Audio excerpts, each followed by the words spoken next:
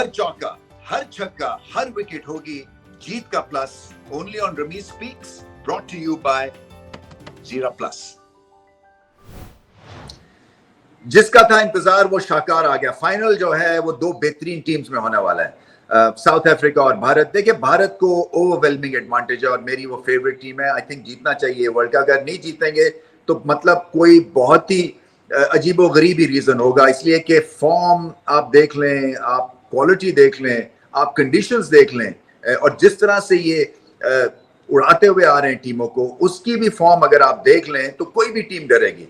आज हम chartered flight से वापस यहाँ बारबाडोस आए हैं। मैं सेमीफाइनल करके आया था ट्रिनिडाड से, और साउथ अफ्रीकन टीम भी हमारे साथ थी, और टीवी पे उस वक्त मैच लगा हुआ था इंग्लैंड और भारत का। और जैसे जैसे भारत जीत रहा था मुझे ऐसे लग रहा है कि साउथ अफ्रीका के भी दिल थोड़े से उनके प्लेयर्स के थोड़े से डग डग डग डग ज्यादा कर रहे थे। हालांकि कहने को तो जब पूछा गया तो कोई भी फाइनल में टीम आ जाए माइंड नहीं करेंगे, ये एक सतही सी स्टेटमेंट होती है, बट अंदर से आई एम श्योर कि वो चाह रहे होंगे कि इंग्लैंड फाइनल में आ जाए। मगर ऐसा है नहीं, उनका टाकरा जो है वो इस वर्ल्ड कप की बेहतरीन टीम से होने वाला है, और कहीं ना कहीं साइकोलॉजिकली भी आई थिंक भारत आगे है इस कॉन्टेस्ट में।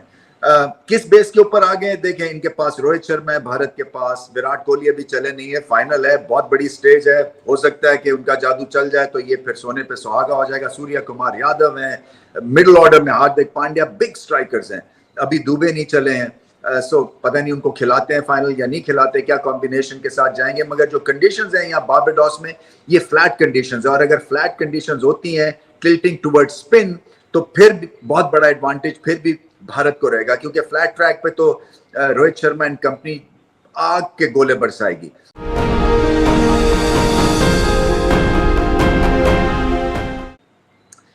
Plus factor of the match, कौन कौन से खिलाड़ी ऐसे हैं जो कि प्लस कर सकते हैं अपनी टीम को।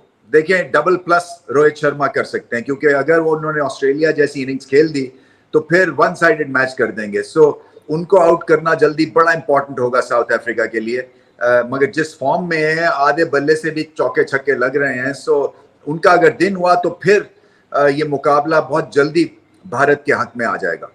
इसी तरह से बॉल के साथ जो है वो प्लस फैक्टर होंगे दोनों स्पिनर्स भारत के, क्योंकि जो रियल ट्रायल होने वाला है ना साउथ अफ्रीका का, वो कुलदीप यादव और अक्षर पटेल के खिलाफ ही होगा। उनको कैसे दोनों को खेलेंगे। बुमराह देखें हमेशा डेंजरस रहेंगे, जब भी ब्रेक थ्रू की जरूरत होगी बुमराह को इन्वॉल्व किया जाएगा और वो दिलवाएंगे भारत को ब्रेक थ्रू, या जब कहीं अटैक हो रहा होगा बुमराह को एक आधे ओवर के लिए वापस लाएंगे ताकि चीजों को काम डाउन किया जा सके। सो वो तो एक बहुत बड़े कैटलिस्ट हैं, गेम चेंजर हैं ही हैं। मगर जो 8 ओवर स्पिनर्स के होंगे ना, वो डिटरमिन करेंगे मेरे हिसाब से कि साउथ अफ्रीका आगे इस फाइनल में कितना जा सकेगा।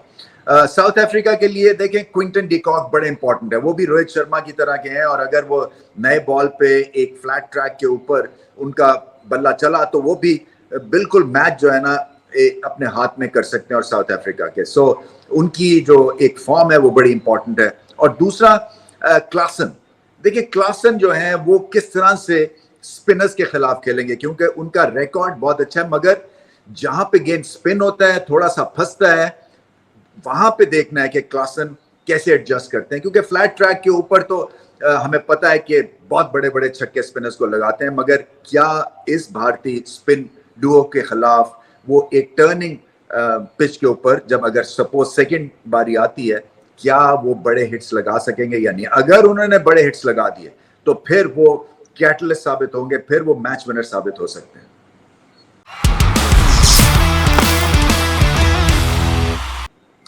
स्ट्रॉन्ग ब्लेंड ऑफ लिप्टन, क्योंकि चाय चाहिए और स्ट्रॉन्ग चाहिए। Lipton strong player to watch out, Markram. देखें, साउथ अफ्रीका के कप्तान है, निहायत ही इंप्रेसिव कप्तानी की है, और नर्वस नहीं होते हैं।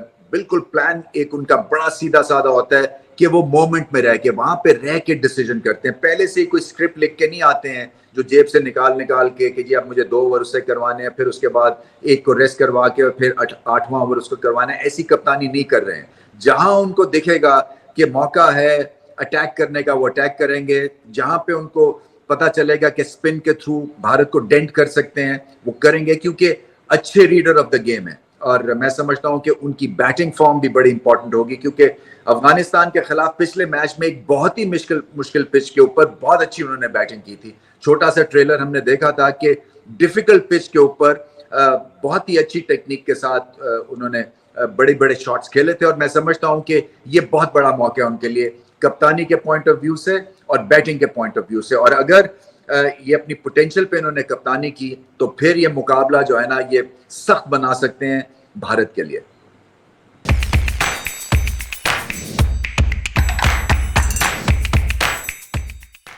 जेएस क्रेडिट कार्ड से करें अपने खर्चों की प्रॉब्लम सॉल्व।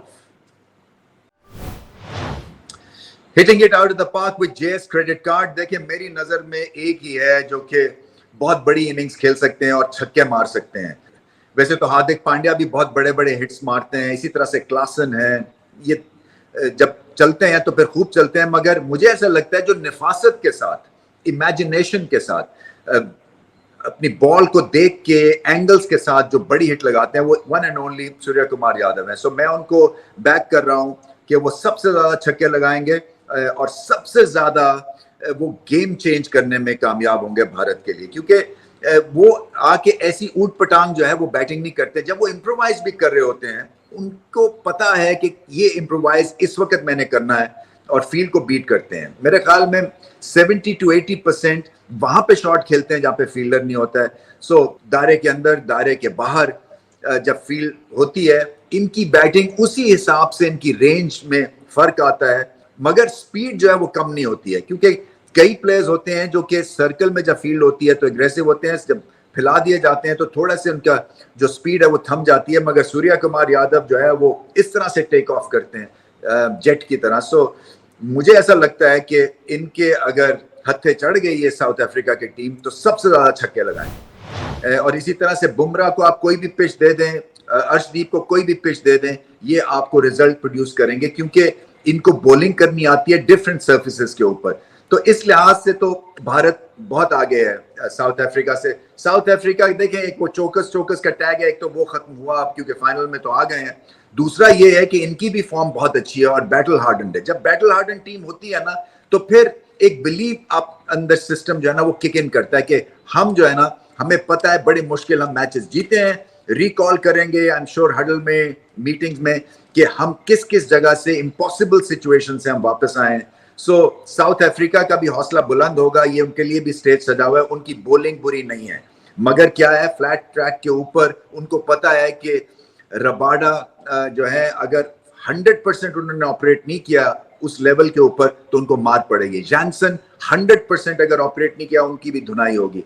सो ये प्रेशर क्रिएट हो जाता है। अब देखना यही है, नोकिया विकेटें तो ले रहे हैं मगर एक्सपेंसिव भी हैं, और हमने देखा था कि आईपीएल में बहुत उनको मार पड़ी थी। और ये जो पिच है यहाँ बारबाडोस में, ये आईपीएल टाइप की पिच है, यहाँ पे अच्छी खासी बड़ी हिट्स लग सकती हैं। सो प्रेशर में होंगे साउथ अफ्रीका, बट फाइनल है, फाइनल का अलग प्रेशर होता है और ये अंडरडॉग्स हैं। सो अंडरडॉग्स बन के जब आप जाते हैं तो शायद आपकी एक्सपेक्टेशंस अपने से तो थोड़ी बहुत कम ही होती हैं, या एक एवरेज किस्म की एक्सपेक्टेशंस होती हैं, वो आपको रिलैक्स कर देता है वो माइंडसेट। सो रिलैक्स माइंडसेट से खेलना पड़ेगा साउथ अफ्रीका को। स्पिन के अगेंस्ट ट्रायल होगा, अब देखना है मार्करम एंड कंपनी, क्लासन किस तरह से खेलते हैं, क्विंटन डिकॉक किस तरह से ओपनिंग शुरू करते हैं, क्योंकि उनका भी अगर बल्ला चला तो वो भी अपनी टीम के रोहित शर्मा है। तो मुकाबला ठीक ठाक होगा, मगर ओवरवेलमिंग जो फेवरेट्स हैं मेरे हिसाब से वो भारत है। चाहिए कौन सी जगह